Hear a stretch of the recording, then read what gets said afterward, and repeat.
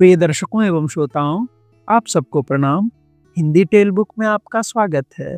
मैं हूं मोहित और आज आप सुनेंगे मार्कंडेय जी द्वारा लिखी एक कहानी दूध और दवा। तो आइए हंसते मुस्कुराते शुरू करते हैं आज की कहानी।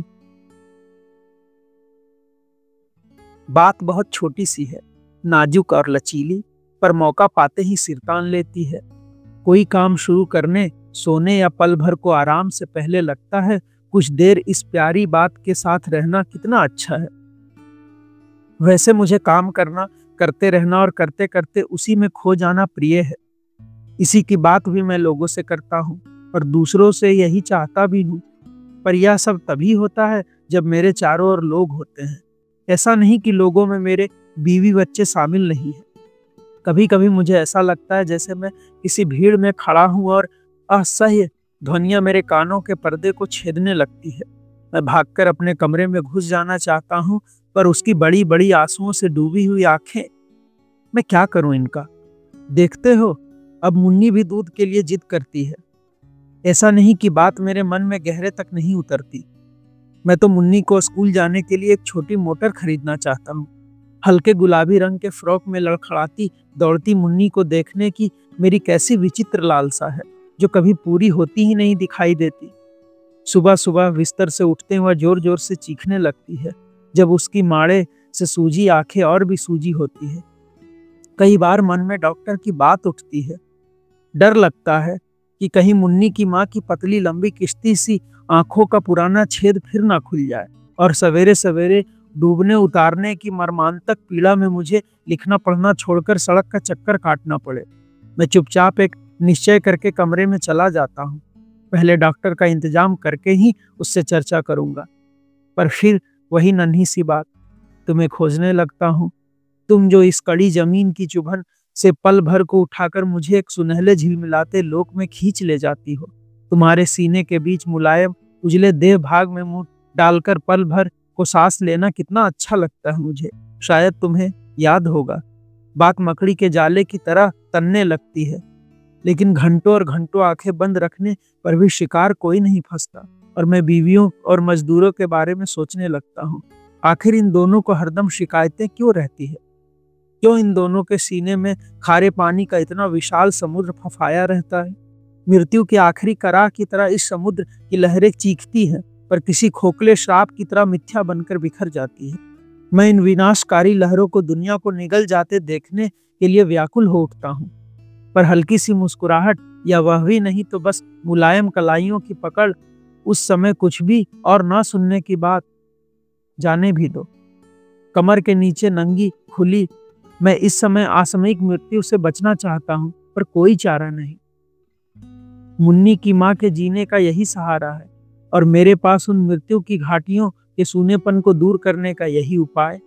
वह विश्वास नहीं करती, पर मैं सच कहता हूँ कि मुझे इतना बहुत अच्छा लगता है। इसलिए मैं समझ नहीं पाता कि स्त्रियां और मजदूर मालिकों से क्यों ओढ़े हुए हैं, महज इतनी सी बात के लिए, या मुन्नी की आंखों के माड़े की दवा या उसके दूध के लिए। ये प्रश्न उसके साथ नहीं उठते क्या? आखिर क्या उसे बच्चे नहीं हो सकते, या वे दूध पीने वाले बच्चे नहीं होंगे? धीरे धीरे यह क्यों धुंधलाता जाता है? पानी सिर्फ एक बूंद, स्याही जाने कैसी फैलकर एक झील, भूरी आंखों की तरह वह भी सतही, उथली, अछूता, कच्चा, नुकीला फूल, आसमान में उड़ने वाली लरजती पतंग की लंबी पूंछ, किसी बंगले के फटे पुराने पर्दे, मुल्क में बदअमनी और भूख, वे मित्र जिन्हें नौकरी के लिए पत्र लिखे हैं, जो चाहे तो मैं भी उन्हीं की तरह का लगूं, वे एतवार और ऊंचे दर्जे की नौकरी देने वाला मुलाजिम, लेकिन वह नौकरी से चिढ़ती है। तुम नौकरी करोगे? फिर तो मोटर, बंगले और सुख की अनेक कोठियां हैं, मेरे लिए जगह कहाँ होगी? मैं गरीब बाप की बेटी हूँ। अजीब बात है कि तुम भूख में जी सकती हो, लेकिन वह तो कहती है कि उसके सीने में एक भयंकर ज्वालामुखी दबा पड़ा है, जो कभी भी नहीं भड़केगा। मुन्नी की माँ यह जानती है, पर क्यों नहीं भड़केगा? क्यों उसके लावा से मेरे घर आंगन नहीं पट जाएगा? इसलिए ना कि मैं लिखूंगा और लिखने के पैसे मिलेंगे और पैसे उसे ठंडे करते रहेंगे। वह यही तो कहती है कि पैसा दिल को ठंडा और शरीर को गर्म रखने की अद्भुत दवा है। गरीब दुनिया का सबसे अच्छा इंसान है, गरीब लड़की की मोहब्बत दुनिया की सबसे पवित्र निधि। कभी कभी वह स्कूल टीचर की तरह बोलती है, आखिर यह सब और है ही क्या। मुन्नी जब जन्मी थी तो उसके लिए मैंने एक झूला खरीदा था, बहुत सारे कपड़े बने थे, उसे दूध में ग्लूकोज और शहद दी जाती थी। फ्रेंच सीखेगी मेरी बेटी, मैं चाहता हूँ वह पेंटर बने। सिर्फ 30 रुपए तो लगते हैं उसके दूध के, 30 में ऐसा क्या रखा है। साल ही भर बाद रुनकू आया तो कितना उत्साह था। कोई बात नहीं, दोनों के लिए अच्छी गाड़ी होगी, दोनों कन्वेंट जाएंगे। लेकिन यह क्या फिजूल की बातें हैं, बेओर छोर की। मैं झटके से उठ बैठता हूँ और लिखने की कॉपी के मसौदे कई बार उथल पुलट कर देखने लगता हूँ। कई अच्छी चीजें लिखे बिना पड़ी रह गई है, पर इस समय उसे उठाया तो नहीं जा सकता। मामूली स्तर पर बात बनाने से मुझे चिढ़ है, लेकिन सहसा मुझे मकड़ी के नन्हे तार की स्मृति फिर हो आती है और मैं बिस्तर छोड़कर उठ खड़ा होता हूँ, कहीं जाला फिर से ना तनने लगे। मुन्नी की माँ ऐसे ही समय आ जाती है। कहीं बाहर जा रहे हो क्या? एक तेज झनक दिमाग में बज उठती है, पर मैं उस पर तुरंत हाथ रख देता हूँ। कोई कड़वी चीज निगलता हूँ। हाँ, कोई काम है क्या? नहीं तो ऐसे ही पूछ लिया। अभी तो धूप बहुत तेज है, कुछ रुक कर जाते। और वह कह ही क्या सकती है, थकी भी तो है बेहद। रुनकू ने सारी दोपहरी परेशान किया है। चौका बर्तन सामान का संभाल, सहेज, कपड़ों की सफाई। अभी तो उसे पिलाकर सुलाया है, ब्लाउज के बटन खुले ही हैं। मुन्नी भी सो रही है क्या? नहीं, सब जग रहे हैं। वह उगती हुई हंसी को दबाती है, चेहरे पर खून की पतली सी झलक होती है और फिर क्षण भर में ही सूखकर धीरे धीरे गाढ़ी होने लगती है। वह दरवाजा छोड़कर कमरे में आती है। आज मुन्नी की आंखों में बहुत दर्द है, चेहरा सुर्ख हो गया है। अभी अभी तो सिर में तेल डालकर बहुत देर तक सहलाती रही हूँ, तब जाकर सोई है। वह चारपाई पर बैठ जाती है। मैं पास आकर कहता हूँ, ब्लाउज के बटन तो ठीक कर लो, तुम्हें अब ठीक ढंग से बॉडी पहननी चाहिए। वह बटन बंद करते करते बोलने लगती है, अब इसके सुख की कल्पना मेरे पास नहीं है, ना ही तुम्हारे मन में है। अगर है तो नहीं होनी चाहिए। उसका बदन गर्म होने लगता है। मेरे सीने में एक बंद ज्वालामुखी है जो कभी नहीं भड़केगा। मैं जानती हूँ।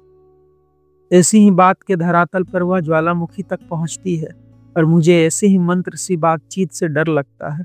मैं ईंधन नहीं डालता।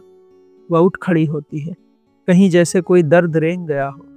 मैं चाहता हूँ जाते जाते उससे कुछ कहकर जाऊं, पर ऐसे समय कुछ कहने का मतलब है कुछ सुनने की संभावना। शायद जिस तरह उसे मालूम है मैं कहाँ जाता हूँ, उसी तरह मुझे भी मालूम है कि मैं कहीं नहीं जा रहा हूँ, पर जा रहा हूँ। यह ठीक है। मेरे घर के सामने एक चौड़ा नाला है और उसके परे कटीली झाड़ी का एक बड़ा सा गुंबद। मैंने कभी इसमें एक खरगोश के जोड़े को घुसते देखा था। वैसे ही पल भर की पिछली बात को भूल जाता हूँ, पर उसे आज भी नहीं भूला। घर से निकलता हूँ तो पल भर रुककर उधर जरूर देख लेता हूँ। स्कूल से लड़कियों को ढोने वाली गाड़ियां बोलती है, तीर की तरह सड़क को चीरती हुई कोई चूड़ियां उड़ जाती है, पर वह खरगोश का जोड़ा। मुन्नी अब तक उठकर मुझे जरूर ढूंढ गई होगी, फिर अपने कमरे में जाकर लौटी होगी। मेरी मेज की गर्द भरी सतह पर अपने हाथ की थाप बनाने के लिए या तो कुर्सी पर चढ़ गई होगी या लुढ़क कर गिरी होगी। तो उसकी माँ कुर्सी को 2 चपत मारकर उसे चुप कराने के बाद समझा रही होगी कि आखिर उसे इस मेज पर रोज अपने हाथों के निशान छोड़ने से क्या मिलता है। पापा छे कैसे कहूंगी कि मैं तुम्हें खोजती थी? वह रोज कहती है और मैं रोज झुठला देता हूँ, लेकिन वह मानती नहीं। मेरी उंगली पकड़कर मेज के पास तक खींच ले जाती है। मेरे आंखों में धुंधलके की एक परत छा जाती है। उसकी माँ कहती है, खिड़की कितनी ही बंद रखो, गर्द आकर ही मानती है। और मैं देखता हूँ मुन्नी की हथेली की थाप बढ़ती ही जा रही है। कभी कभी इन थापों की रेखाओं में मनुष्यता का पूरा भविष्य पढ़ा गया है, और कभी आग की बेतरतीब लहरें किसी अनहोने से वस्तु सत्य के वीरान अंधेरे से दौड़ दौड़कर मेरे सीने से सटती चली जाती है। चौकड़ी भरते हिरणों की लंबी कतारें और पीछे लोलुप अंधा दुष्यंत। मैं खुद अपने आगे खड़ा हूँ, मान्यताओं के सलीब पर टंगा हुआ, लहूलुहान। पत्थर का एक बहुत बड़ा ढेर है और सब लोग आंखें मूंद कर पत्थर मारते हैं। लोग फूल चढ़ा रहे हैं मान्यताओं पर, आदमी को बार बार की नोची छिछड़ी को दांतों से नोच नोच कर फेंक रहे हैं। लोग नंगी औरत के कोमल शरीर को खुरदुरे जूट के रस्सों से जकड़कर बांध रहे हैं, सिर्फ एक लाचारी का आरोप। आदमी नहीं, टूटा हुआ पुराना खंडहर। आखिर क्यों? फिर मैं शिकायतों के बारे में सोचता हूँ, पर बीवियों और मजदूरों की नहीं, अपनी ही। तुम रुककर कुछ पूछ नहीं सकती थी? तुम्हें इतना भी ख्याल नहीं था कि इतने तेज धूप में कितनी दूर चलकर आया हूँ? तुम्हें पता है हम कितने दिन पर एक दूसरे को देख रहे हैं। शायद तुम इसलिए नहीं रुक सकी कि तुम्हारे साथ तुम्हारी सखी थी और उस पर तुम यह जाहिर नहीं होने देना चाहती थी कि तुम मुझे जानती हो। गोल चक्कर खाकर सूखी पत्तियों पर लग गए हैं। इनके साथ उस कोने पर धूल भी है जहां पार्क में बच्चों के खेलने ने घास को उड़ा दिया है, और इस लंबे यूकलिप्टस की छरहरी शाखें अब भी थरथरा रही है। मैं धीरे धीरे चल रहा हूँ। चारों ओर कब्रिस्तान है। सड़क के नीचे और ऊपर की हवा तक में बातों के टूटे फूटे अस्थिपंजर उभर आए हैं।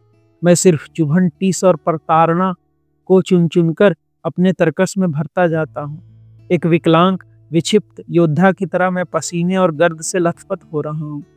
हवा एकदम चुपचाप खड़ी है। मौलसरी की पत्तियां दम साधे हैं।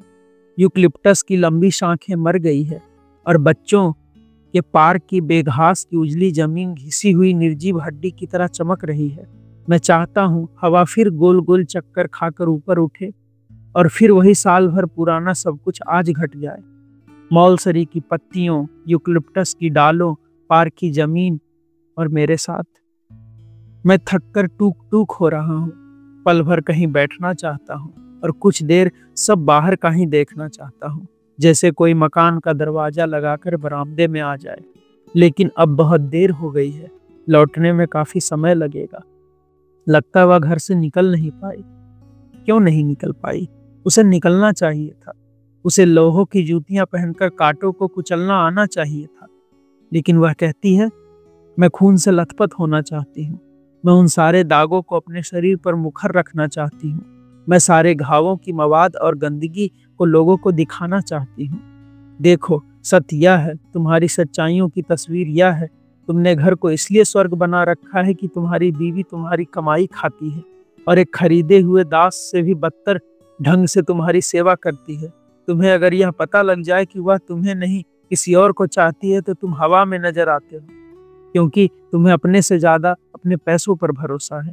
यही एक पुरानी टोकरी है तुम्हारे पास। एक नन्हा सा ऑक्सीजन बैलून हवा में उड़ता चला जाता है। उसमें तुम बैठी हो। गर्दन दर्द करने लगती है देखते देखते, लेकिन तुम किसी मायाविनी की तरह पीछे से हंसती हुई गोद में बैठ जाती हो। मुझे प्यार करो, मेरे जाने का समय हो गया। मैं चाहती हूँ इसकी याद बनी रह जाए, पर मुन्नी का बैलून तो मेरे कमरे की निचली ही छत में अटका रह जाता है। वह पैर पटकने लगती है। पापा, उतालो इछे। देखो, यह छत चला रही है। मेला गुब्बाला तुम्ही ने छिखाया है। मैं कैसे पहुंचू इतनी ऊंचाई तक? अच्छा, मुझे कंधे पर उठाओ। फिर भी तो नहीं पहुंचोगी। कुल्छी पर खड़े हो जाओ। उसकी माँ बिगड़ती हुई आती है। यह क्या तमाशा है? अभी तो आँख ही गई है, अब हाथ पांव भी तोड़कर बैठोगी? मैं चुपचाप खड़ा हूँ और मुन्नी के उतरने का इंतजार करती है, लेकिन यह तो ऑक्सीजन ही निकल गई गुब्बारे से। मुन्नी, मुन्नी! अब उसे जाने भी तो। और हाँ, कल रात कुछ लिख रहे थे, वे कागज कहाँ गए? मुन्नी की दवा और दूध। चुपके से मन में कुछ कांपता है। मैं ऐसी ही नन्ही नन्ही बातों को लेकर परेशान होता हूँ। उसका स्वर कानों में बज उठता है। आखिर इसमें ऐसा क्या रखा है जो तुम्हें विचलित कर देता है? मैं रुकी नहीं, कुछ कहा नहीं, तो क्या आसमान फट पड़ा? मैं पूछती हूँ कि मुन्नी के दूध और दवाइयों का क्या हुआ? तुम कुछ लिखकर मुझे देने वाले थे ना? और इतने ही समय में यह कुछ धीमी सी हो गई है। मैं चुप जो रह गया। क्या सोच रहे हो? मैंने तो समझा कोई कहानी लिख रहे थे। आज किसी को देकर कुछ रुपए लाते तो अच्छा था। कल 2 रुपए का सामान मंगाया था, आज भर और चलेगा। इस नन्हे से अवसर से मैं संभल गया हूँ, इसलिए बात बनने में देर नहीं लगती। वह तो पत्र था, तुम्हें गोदावरी ने लिखा था ना कि किताबें भिजवा दो। वही प्रकाशक को लिखा कि उसे भेज दे। अरे रुको, देखो वह क्या है। कहाँ? रुको तो। अरे यह तो वही तिल है। उंगलियां कांप उठती है। चेहरे पर चुनचुनाहट की तरह कुछ बहुत नन्हा नन्हा उगाता है। एक अजीब सी खुशी की लहर। हटो भी, खिड़की खुली है। मेरे सीने में एक ज्वालामुखी है जो कभी नहीं भड़केगा। यह मैं जानती हूँ। मैं समझ नहीं पाता कि स्त्रियां और मजदूर मालिकों को क्यों ओढ़े हुए हैं, महज इतनी सी बात के लिए, या मुन्नी की आंखों की माड़े, या दवा, या उसके दूध के लिए। अभी आप सुन रहे थे मार्कंडेय जी की लिखी ये कहानी, दूध और दवा। ये कहानी आपको कैसी लगी, ये हमें जरूर बताएं। और ये भी बताएं कि ऐसी और कौन सी अन्य रचना आप सुनना चाहते हैं। हम जल्द ही लौटेंगे एक नई रचना के साथ। तब तक के लिए धन्यवाद।